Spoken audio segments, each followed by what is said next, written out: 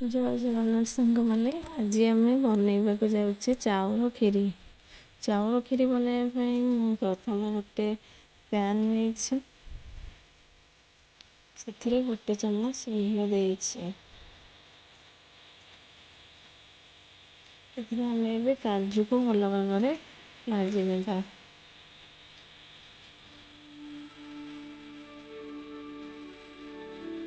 କାଜୁ ଆମର golden brown ହେଲା ପର୍ଯ୍ୟନ୍ତ ଆମେ ତାକୁ ଭଲ ଭାବରେ ଭାଜିବା।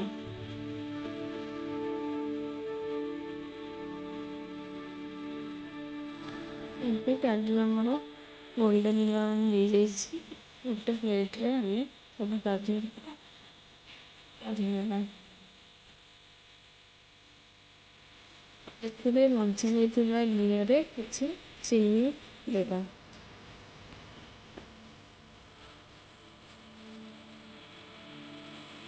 ଚିନିକୁ ଆମେ କ୍ୟାରାମେଲ୍ ହେବା ପର୍ଯ୍ୟନ୍ତ ଭାଜିବା। ଏବେ ଏଥିରେ ପୂର୍ବରୁ 1 ଲିଟର କ୍ଷୀର ମୁଁ ସିଝେଇକି ରଖିଛି, ତାକୁ ଆଡ୍ କରିବା। କ୍ଷୀରକୁ ଭଲ ଭାବରେ ଗୋଳେଇ ଟିକେ ଫୁଟିବା ପାଇଁ ଛାଡ଼ିଦେବା। ଏଥିରେ ପୂର୍ବରୁ 15 ମିନିଟ୍ ଆଗରୁ କ୍ଷୀରି ଚାଉଳକୁ ପାଣିରେ ଭିଜେଇ ରଖିଥିଲି। ଏବେ ଏଥିରେ ପକେଇବା।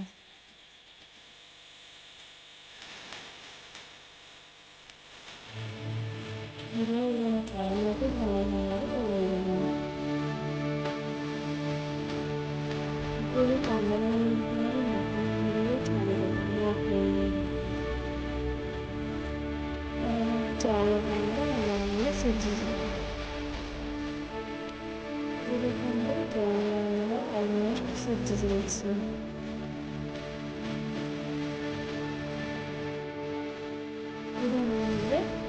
ସ୍ୱାଦ ଅନୁସାରେ ଲୁଣ ଦେବା। ଚିନି ମଧ୍ୟ ଆପଣ ଆପଣଙ୍କ ସ୍ୱାଦରେ ଦେଇପାରିବେ। ଆପଣ ଯେତିକି ମିଠା ଖାଉଥିବେ ସେ ଅନୁସାରେ ଚିନି ଦେବେ। ଏଠି ମୁଁ 150 ଗ୍ରାମ ଚାଉଳ ନେଇଛି, ସେଥିପାଇଁ 100 ଗ୍ରାମ ଚିନି ଦେଇଛି। ଚିନିକୁ ଭଲ ଭାବରେ ମିଶାଇ ଦେବା।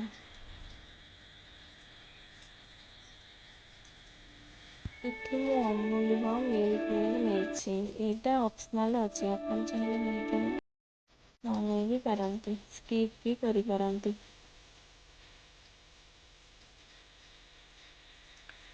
ମିଲ୍କ ମେଡ୍ ପକାଇବା ପରେ କ୍ଷୀରିକୁ ଭଲ ଭାବରେ ଗୋଳେଇ ଦେବା।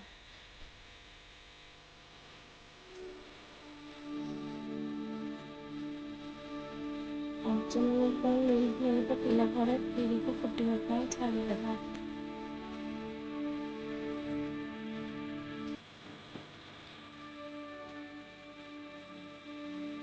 କ୍ଷୀରି ଏବେ ଭଲ ଭାବରେ ହେଇସାରିଛି। ଏଥିରେ ଆମେ ପୂର୍ବରୁ କାଟିକି ରଖିଥିବା ଗୁଜୁରାତି ଗୁଣ୍ଡ ଦେବା। ଗୁଜୁରାତି ଗୁଣ୍ଡକୁ ଟିକେ କ୍ଷୀରିରେ ମିଶାଇଲା ପରେ ସେଥିରେ ପୂର୍ବରୁ ଭାଜିକି ରଖିଥିବା କାଜୁକୁ ପକାଇବା।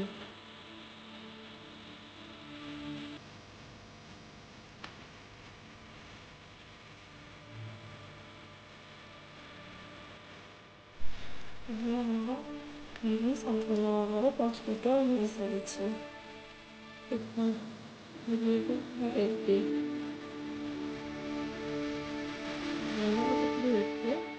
ତାକୁ ସର୍ଭ କରିବା।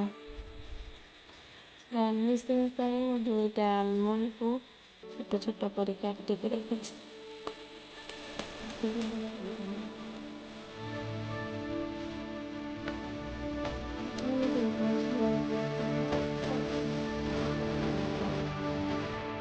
Like, share, subscribe.